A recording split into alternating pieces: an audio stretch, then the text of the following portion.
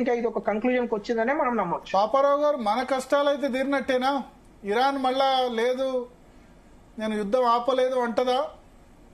యుద్ధం మామూలుగా అయితే కనుక వాళ్ళు చెప్పింది యుద్ధం ముగించాల్సింది మేము, వాళ్ళు కాదని చెప్పి అన్నారు. దాంతో పాటుగా వాళ్ళ 3 షరతులు, ఇందాకే నేను చెప్పా కదా షరతులు ఉన్నాయి యుద్ధం ముగించడానికి. ఆ 3 షరతుల మాట ఏంటని ఇప్పుడు ట్రంప్ అడుగుతారు. ఏదో ఒక రాజీ కుదిరితే మంచిదే, యుద్ధం ఆగాలని కోరుతారు. అమెరికా లేదు అక్కడ మానవ అమెరికా సుప్రీంకోర్టు చెప్తేనే టారిఫ్లు రిటర్న్ ఇవ్వట్లేదు, ట్రంప్ వాళ్ళకి ఇస్తాడా? అమెరికా సుప్రీంకోర్టు చెప్తేనే టారిఫ్లు ఇవ్వట్లేదు, ఇరాన్ కి ఇచ్చే ఆయన ఏమైనా ఇస్తాడా? టారిఫ్లు అంటే తనులు తినే వ్యవహారం కాదు కదా, ఇక్కడ తనులు తింటున్నాడు కదా. ఈ రోజువారీ మొత్తం అమెరికాను కంపెన్సేషన్ అడుగుతున్నాడు, ఇస్తుందా అమెరికా? ఇవ్వదు కదా. కంపెన్సేషన్ ఇస్తుందా అమెరికా? మాట్లాడుకుంటారు. ట్రంప్ తీసుకునేది తప్ప ఇచ్చే రకం కాదు. అవన్నీ మామూలు జనరల్ విషయాలండి, చిన్న విషయం అట్లా మాట్లాడుకుంటే అవ్వదు. కానీ మిగతా వాళ్ళు ఏమో కానీ ట్రంప్ కాదు, యుద్ధం ఆగటం ట్రంప్ కు అవసరం. అవును, లేకపోతే ట్రంప్ పరిస్థితి మరీ దీనంగా మారిపోద్ది. కాబట్టి దానికోసం ఏం చేసుకుంటాడు అనేది అతని ఇష్టం. ఆ చర్చలు ఏదో జరుగుతాయి కదా. ట్రంప్ కూడా చాలా బలహీనపడ్డట్టే ఇప్పుడు అమెరికాలో. యాక్చువల్ గా ఇప్పుడు మన స్ట్రాటజిక్ ఆలోచిస్తే ట్రంప్ పరిస్థితి అమెరికాలో చాలా బలహీనపడుతుంది. మిడిల్ ఈస్ట్ లో ఈ యుద్ధం ఇట్లా ఆపటం అనేది అందరికి అర్థమైపోతుంది. ట్రంప్ చావు దెబ్బతిని చేసిన తప్పుకి ఇప్పుడు వెనక్కి ఎలా పోవాలో తెలియక ఈ నిర్ణయం తీసుకోవాల్సిన వచ్చిందనేది అందరికీ తెలిసిన తర్వాత ట్రంప్ శిబిరంలోనే ఆ మధ్య జో కెంట్ కూడా తిరుగుబాటు చేశాడు కదా, వెళ్ళిపోయాడు కదా బయటకి. ఆయన నేషనల్ సెక్యూరిటీ ఇది పర్సన్, ఆయన మేజర్ ఇన్ఛార్జ్ అతను వెళ్ళిపోయాడు. వెళ్ళిపోతా కూడా చెప్పాడు యుద్ధం తప్పు చేయకూడదని. 15 రోజుల తర్వాత బయటకు వెళ్తా చెప్పాడు యుద్ధం మొదలైన తర్వాత. అట్లాంటి వాళ్ళు ఎంతమంది ఉంటారో. ఇప్పుడు ట్రంప్ కి ఎన్ని రకాల తిరుగుబాట్లు వస్తాయో. రేపు మిడ్ టర్మ్ ఎలక్షన్స్ నవంబర్ లో ఇప్పుడు ఉన్నాయనుకుంటా. వాటిలో ట్రంప్ పార్టీ పరిస్థితి అంటే చాలా ఉన్నాయి. ట్రంప్ కి ఇది మేజర్ ట్రబుల్ బిగినింగ్. అది మన ట్రబుల్స్ తీరిపోయినట్టేనా? మన ట్రబుల్ అంటే వాళ్ళు ఎక్కడ పోతే మనకెందుకు కానీ ముందు మనం చూసుకోవాలి. రఫ్లఫాన్ దీని మీద ఇరాన్ ఆయిల్ వెల్ మీద సౌత్ పాస్ మీద ఇజ్రాయెల్ దాడి చేసింది. దానికి ప్రతిగా ఇరాను రఫ్లఫాన్ ఖతార్ దీని మీద ఎల్ఎన్జి ప్లాంట్ మీద దాడి చేసింది. అసలు ఇద్దరు కలిసి డెవలప్ చేసుకుందే సౌత్ పాస్ రఫ్లఫాన్ అనేది ఒకే ప్రాంతం. అది మొత్తం ఇరాను ఖతారు కలిసి ఒకప్పుడు డెవలప్ చేసుకునేది. దాన్ని మొత్తం డెవలప్ చేసి 1000 కోట్లు ఖర్చు పెట్టి అత్యద్భుతంగా ఎల్ఎన్జి వాళ్ళ ఏరియాలో వాళ్ళు సౌత్ పాస్ ఏమో ఇరాన్ లో, రఫ్లఫాన్ ఏమో ఖతార్ లో ఉన్న part.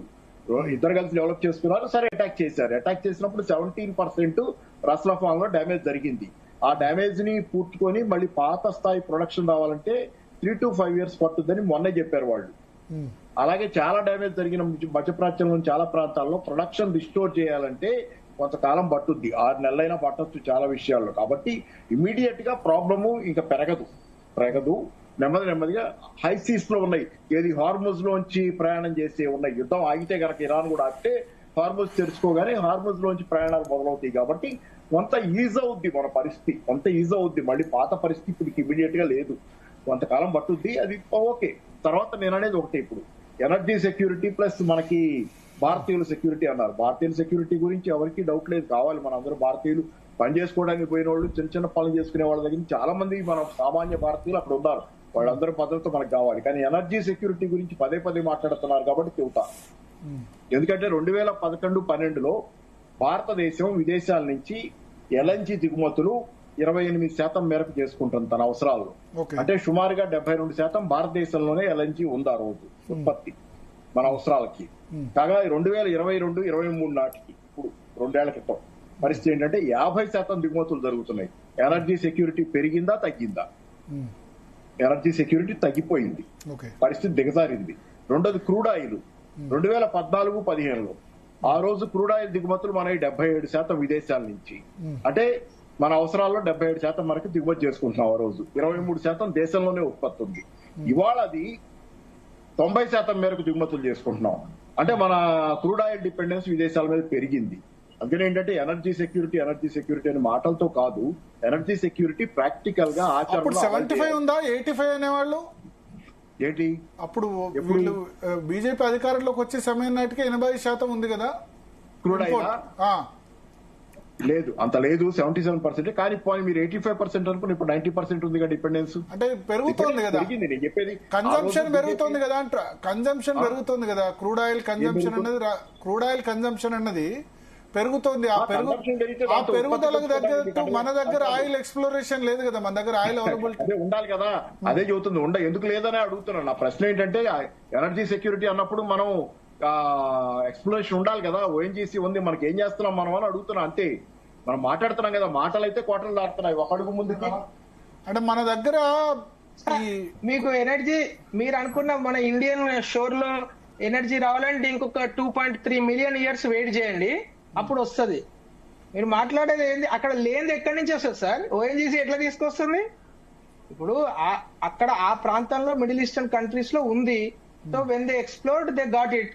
So we have to get. ఇక్కడ 27 దేశాల నుంచి మనం దాదాపు 41 దేశాల నుంచి ఈరోజు ఇంపోర్ట్ చేసుకుంటున్నాము. ఎల్ఎన్జీ కావచ్చు, క్రూడ్ ఆయిల్ కావచ్చు. అంత ఈజీ. ఎనర్జీ సెక్యూరిటీ అంటే ఎనర్జీ మేనేజ్మెంట్. మనకు లేని దాన్ని తీసుకురండి అంటే ఎక్కడి నుంచి తీసుకొస్తారు?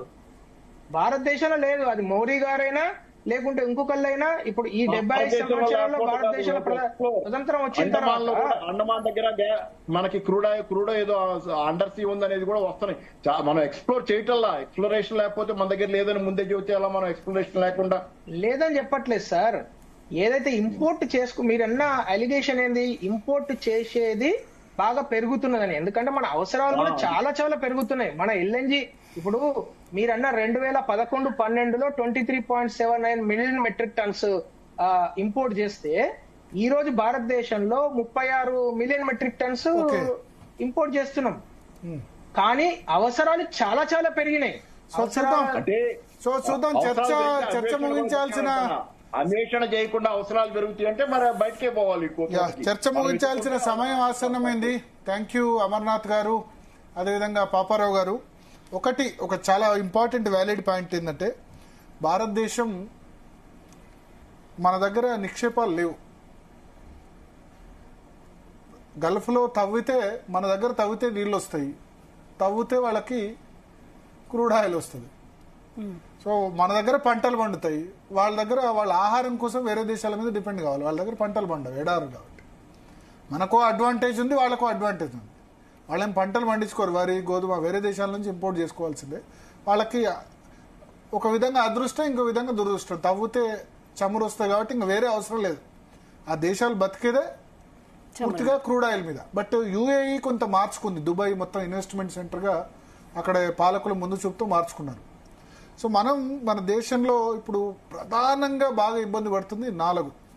ఒకటి క్రూడ్ ఆయిల్. క్రూడ్ ఆయిల్ సంబంధించి మన దేశ పౌరులు మనం చేయగలిగింది ఏంటంటే ఎలక్ట్రికల్ అడాప్షన్. అంటే మనం ఏం చేస్తున్నాం, ఇప్పుడు పెట్రోల్ వెహికల్సే ఎక్కువ వాడుతున్నాం. చైనాలో జరుగుతున్నంత ఫాస్ట్గా ఎలక్ట్రికల్ వెహికల్ కానీ మన దేశం ఇబ్బంది పడకుండా తగ్గించాలంటే సోలార్ పవర్ చాలా ఫాస్ట్గా మనం థర్మల్ పవర్ నుంచి సోలార్ పవర్ వరకు షిఫ్ట్ అయిపోయినాం. అందరు ఇండ్ల మీద కూడా పెట్టేసుకుంటారు. సో అంటే బొగ్గు అంటే పొల్యూషన్ కాబట్టి. సో క్రూడ్ ఆయిల్ నుంచి మన దేశానికి రావాలంటే పౌరులుగా మనం చేసే బాధ్యత ఏంటంటే electrical vehicle adoption, EV adoption అనేది సాధ్యమైనంత తొందరగా జరగాలి. అంటే జరగాలంటే దానిలో ప్రాబ్లమ్స్ ఉన్నాయి. ఛార్జింగ్ పాయింట్స్ లేవు. పెట్రోల్ బంకుల్లాగా ఛార్జింగ్ రోడ్డు మీద అది 300-400 కిలోమీటర్లు వస్తాయి, లాంగ్ జర్నీస్ లేదు. బట్ సిటీలో ఉన్న వాళ్ళు ఈవీస్ కొనుగోలు చేయొచ్చు. తద్వారా క్రూడ్ ఆయిల్ నుంచి ఎలక్ట్రికల్ బస్సెస్ రావాలి, ఎలక్ట్రికల్ వెహికల్స్ రావాలి, ఎలక్ట్రికల్ 2 వీలర్స్ రావాలి, ఎలక్ట్రికల్ కార్స్ రావాలి. చైనా చాలా ఫాస్ట్గా ముందు చేయబోతుంది. రెండోది గోల్డ్ చాలా దిగుమతి చేసుకోవాల్సి వస్తుంది. అంటే ఫిజికల్ గోల్డ్ బదులు డిజిటల్ గోల్డ్ తీసుకుంటే, పెట్టుకోవడానికి ఆభరణాలు ఓకే, బట్ డిజిటల్ గోల్డ్ తీసుకుంటే కొంత, ఎందుకంటే మనం ఇంపోర్ట్ చేసుకుంటాం కాబట్టి ఇప్పుడు డాలర్కి 93 రూపాయలు, 95 రూపాయలు, 100 రూపాయలు కూడా అవుతుంది రేపు. ఇక్కడ మన దిగుమతులు తక్కువ కావాలి, ఎగుమతులు ఎక్కువ కావాలి.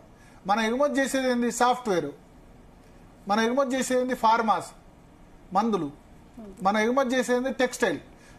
వీటికంటే మనం దిగుమతి చేసేవి ఎక్కువ కావాలి. దిగుమతి చేసుకునేది ఏంటి? గోల్డ్. ఏమాత్రం తగ్గట్లే. గోల్డ్ ధర విపరీతంగా పెరిగిపోతుంది. ఎంత ధర పెరిగితే అంత మనకు ఇబ్బంది కదా. క్రూడ్ ఆయిల్ ఇప్పుడు $107, $110 అయితే సతమతం అవుతున్నాం. క్రూడ్ ఆయిల్ వాడకం తగ్గట్లే. ఇవి ఫాస్ట్గా అయిందనుకోండి, వెహికల్ సంబంధించి ఇప్పుడున్న వాళ్ళలో 50% ఈవీ వెహికల్స్ మారిపోతే క్రూడ్ ఆయిల్ ఇంపోర్ట్ చేసుకునేది తగ్గుతుంది కదా, తద్వారా రూపాయి మార్క విలువ తగ్గుద్ది కదా. మూడోది ఆయిల్ పామ్ ఆయిల్, నూనె మలేషియా నుంచి పామ్ ఆయిల్ దిగుమతి చేసుకుంటాం. మన దగ్గర ప్రతి ఒక్కళ్ళు వరి పంట వేస్తున్నారు. ఆయిల్ పామ్ కనుక పండిస్తే రైతుకి చాలా గిట్టుబాటు అవుతుంది. ఎంత ఇప్పుడు కేసీఆర్ వచ్చినా ఆయిల్ పామ్ పండించాలన్నా, నిన్న రేవంత్ రెడ్డి కూడా ఆయిల్ పామ్ పండించాలన్నాడు.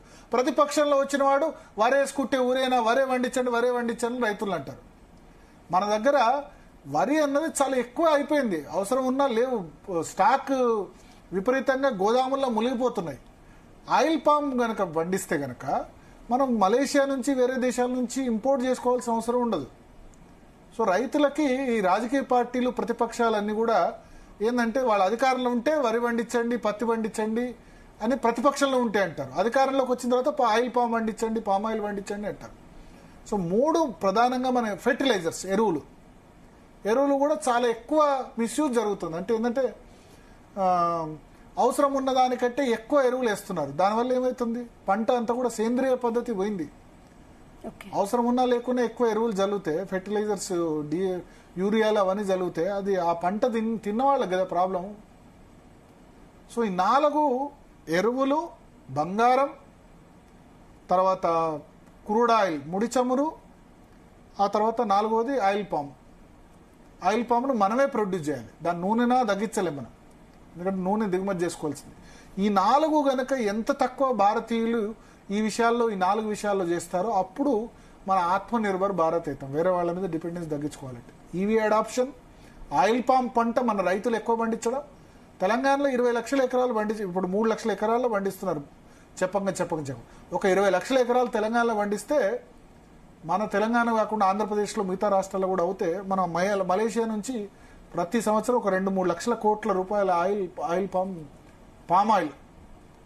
ఆయిల్ పామ్ పంట మనం దిగుమతి చేసుకోవాల్సి వస్తుంది, తగ్గుతుంది. బంగారం, ఫిజికల్ గోల్డ్ బదులు ఈటీఎఫ్లో వాటిలో పెడితే తగ్గుతుంది. మూడోది ఎలక్ట్రికల్